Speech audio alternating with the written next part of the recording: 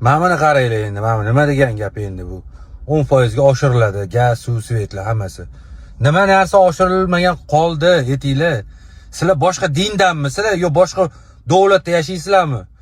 O'zbekiston shundoq ham o'zi qiynalib ketyapti. Hozir kunlik to'lovlarda qiynalib to'lolmay qarzga botib ketdi. Kredit bo'lib ketdi.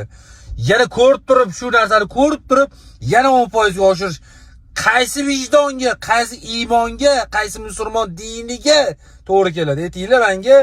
Mana shu kambag'allarni chekiraman. Undan ko'ra shu kambag'allarni hammasini yig'ishtirib bittada qirib tashlaylar, bitta qirmasdan. Oxiratda ham o'ylaylik ozgina. Iltimos sizlarda.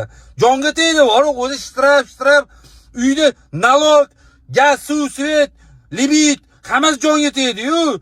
Sal bunda o'ylaylar, oxiratda ham iltimos sizlarda bu 10%, 20%, 50% oshirgandan ko'ra bizlarning ham ertaga o'limimiz bor. O'lganimizdan keyin oxiratda javob berishimiz bor deb o'ylaylar. Mayli bundan keyin nima bo'lsa bo'lar. Jonimga tegib ketdi. Men o'zim bitta o'zim 6 kishini boqaman.